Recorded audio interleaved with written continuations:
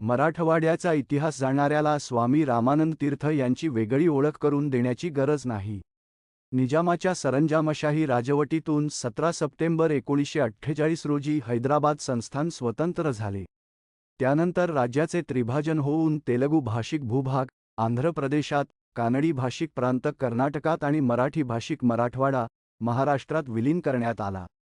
हैदराबादच्या स्वातंत्र्य लढ्यात आणि राज्याच्या त्रिभाजनात अग्रगण्य नेते म्हणून स्वामी रामानंद तीर्थ यांच्या नावाची इतिहासात नोंद झाली आहे.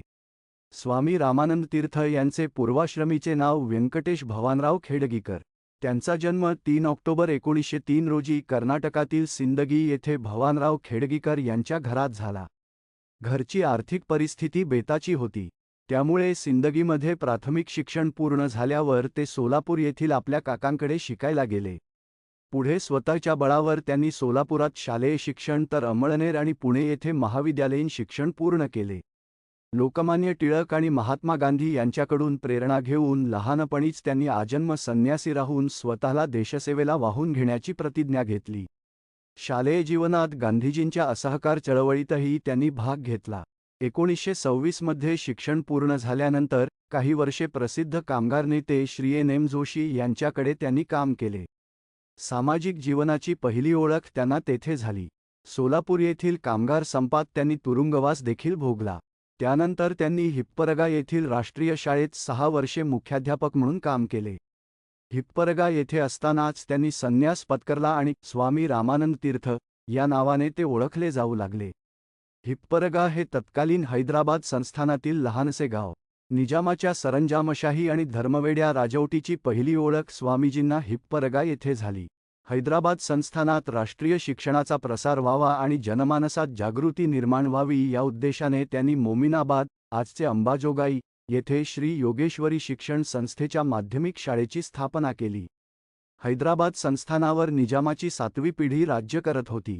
दुसऱ्या निजामाने 1798 मध्येच इंग्रजांशी तह करून त्यांचे मांडलिकत्व पत्करले. तहानुसार निजामाला आपले सैन्य बाळगण्यास मनाई होती, परंतु संस्थानातील अंतर्गत व्यवहार त्याच्याच हातात होते. 7वा निजाम मीर उस्मान अली 1911 साली गादीवर बसला. मीर उस्मान अली हा अतिशय धूर्त, चाणाक्ष आणि महत्वाकांक्षी होता. हैदराबाद संस्थानात 85% जनता हिंदू होती, तरी त्याने हैदराबाद संस्थान मुसलमान राज्य घोषित केले. निजाम राजवटीत सरकारी नोकऱ्या देताना हिंदू मुसलमान असा दुजाभाव केला जात असे. सैन्य, पोलीस आणि इतर सरकारी विभागामध्ये मुख्यत्वे करून मुसलमानांचा भरणा असे. हिंदूंना सामान्य नागरी हक्क नव्हते. हिंदूंना त्यांच्या मातृभाषेत शिक्षण केवळ प्राथमिक शाळेपर्यंत उपलब्ध होते. पुढील शिक्षण केवळ उर्दूत उपलब्ध होते. सार्वजनिक सभा, संमेलने, बैठका, धार्मिक सोहळे, मिरवणुकी, खाजगी शाळा, ग्रंथालय, वर्तमानपत्र यांच्यावर निर्बंध होते. राजकीय जीवन. स्वामीजींच्या राजकीय जीवनाची खऱ्या अर्थाने सुरुवात 1938 साली झाली. मोमिनाबाद येथील आपले वास्तव्य संपवून स्वामीजी पूर्णवेळ राजकारणात उतरले. मी हैदराबाद राज्यातील जनतेच्या स्वातंत्र्यासाठी लढेन आणि त्यासाठी माझे सर्वस्व पणाला लावेन, अशी प्रतिज्ञा त्यांनी घेतली. त्याच सुमारास हैदराबाद संस्थानात स्वातंत्र्याचे वारे वाहू लागले होते. 1938 ते 1948 या दशकात हैदराबाद संस्थानात फार मोठ्या राजकीय घडामोडी घडल्या. स्वामीजींनी या चळवळीचे समर्थ नेतृत्व केले. तेलुगू, कानडी आणि मराठी भाषिक कार्यकर्त्यांना एकत्र घेऊन निजामाविरुद्ध राज्यव्यापी लढा त्यांनी उभा केला. स्वतः प्रत्यक्ष लढ्यात भाग घेऊन त्यांनी अनेक वेळा तुरुंगवास भोगला. नागरी हक्कांच्या मागण्यांसाठी 1937 मध्ये महाराष्ट्र परिषदेची स्थापना झाली. त्याच सुमारास तेलुगू भाषिकांनी आंध्र महासभा आणि कानडी भाषिकांनी कर्नाटक परिषद या संस्थांची सुरुवात केली. प्रथमपासूनच स्वामीजींनी महाराष्ट्र परिषदेच्या कार्यात भाग घेण्यास सुरुवात केली. महाराष्ट्र परिषदेच्या लातूर येथील अधिवेशनात त्यांची परिषदेच्या सचिवपदी निवड करण्यात आली आणि त्यांनी राजकारणात पूर्ण वेळ उडी घेतली. गांधीजींच्या प्रेरणेने तेलुगू, कानडी आणि मराठी भाषिकांच्या संस्थांनी एकत्र येऊन केंद्रीय संस्था स्थापन करावी असा निर्णय घेण्यात आला. संस्थेचे नाव हैदराबाद स्टेट काँग्रेस असे ठेवण्याचे ठरले. स्टेट काँग्रेसच्या जुळवणीत स्वामीजींनी महत्त्वाची भूमिका निभावली. परंतु स्टेट काँग्रेस अस्तित्वात येण्याअगोदरच निजाम सरकारने संस्थेवर बंदी आणली.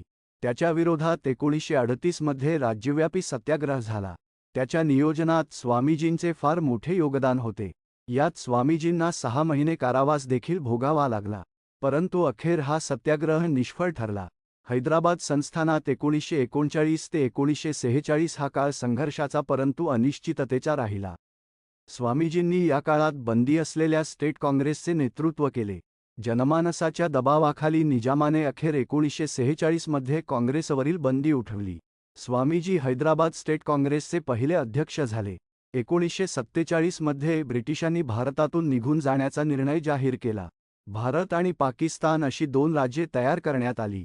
त्याकाळी 562 हून अधिक संस्थाने अस्तित्वात होती. त्यांनी भारतात किंवा पाकिस्तानात विलीन व्हावे अथवा आपले स्वतंत्र राज्य स्थापावे अशी मुभा ब्रिटिशांनी या संस्थानिकांना दिली. बहुतांशी संस्थानिकांनी काळाची पावले ओळखली आणि आपली संस्थाने स्वतंत्र भारतात विलीन केली. निजामाने मात्र आपले स्वतंत्र राज्य घोषित केले. स्वामीजींच्या नेतृत्वात हैदराबाद स्टेट काँग्रेसने 7 ऑगस्ट 1947 रोजी बंड पुकारले. निजामाने स्वतंत्र भारतात बिनशर्त विलीन व्हावे अशी निर्वाणीची घोषणा स्वामीजींनी केली. स्वामीजींना अटक झाली. त्यांच्या अनुपस्थितीत त्यांच्या सहकाऱ्यांनी लढा पुढे नेला. निजाम पुरस्कृत रझाकार संघटनेचे अत्याचार राज्यात शिगेला पोहोचले होते. स्टेट काँग्रेसने सत्याग्रह, बॉर्डर कॅम्प इत्यादी मार्गाने रझाकार आणि निजाम सरकार यांच्याशी निकडीचा संघर्ष केला. अखेर रझाकारांचे अत्याचार थांबवण्यासाठी आणि राज्यात अंतर्गत सुव्यवस्था आणण्यासाठी भारत सरकारने ऑपरेशन पोलो अंतर्गत पोलीस कारवाई केली. भारतीय सैन्य अवघ्या 5 दिवसात हैदराबाद शहरापर्यंत पोहोचले. अखेर 17 सप्टेंबर 1948 रोजी निजामाने शरणागती पत्करली आणि हैदराबाद राज्य स्वतंत्र भारतात विलीन झाले. पोलीस कारवाईनंतर राज्यात शांतता प्रस्थापित करण्यात स्वामीजींनी मोलाची कामगिरी बजावली. स्वातंत्र्योत्तर काळात स्वामीजी 1952 ते 1962 या काळात केंद्रात लोकसभेचे सभासद म्हणून निवडून आले. हैदराबाद राज्याचे त्रिभाजन करून तेलुगू भाषिक प्रदेश आंध्र प्रदेशात, कानडी भाषिक प्रदेश कर्नाटकात आणि मराठी भाषिक मराठवाडा, महाराष्ट्रात विलीन करावा याचा आग्रह स्वामीजींनी धरला. त्याला यश येऊन मराठवाडा महाराष्ट्रात विलीन झाला. त्यानंतर तयार झालेल्या द्विभाषिक राज्याचा विरोध करून मुंबईसह अखंड महाराष्ट्राच्या निर्मितीचा स्वामीजींनी आग्रह धरला. त्याला यश येऊन 1 मे 1960 रोजी संयुक्त महाराष्ट्राची स्थापना झाली. 1962 मध्ये लोकसभेचा कार्यकाळ संपल्यानंतर स्वामीजींनी राजकारणातून संन्यास घेतला. स्वामीजींनी त्यांचा उत्तरकाळ पिठापुरम येथील रामतीर्थांच्या शांती आश्रमात व्यतीत केला आणि 22 जानेवारी 1972 रोजी त्यांनी अखेरचा श्वास सोडला. स्वामीजींचे हैदराबादच्या स्वातंत्र्य लढ्यातील योगदान सर्वश्रुत आहे, परंतु संयुक्त महाराष्ट्राच्या निर्मितीत देखील त्यांचे फार मोठे योगदान आहे हे नमूद करणे आवश्यक आहे. काळाच्या ओघात स्वामी रामानंद तीर्थ हे नाव पुसट झाले आहे. ते येत्या पिढीसमोर नव्याने आणणे आवश्यक आहे. यासाठी विजन महाराष्ट्र फाउंडेशन या संस्थेने स्वामीजींवरील वेबसाईटची निर्मिती केली आहे.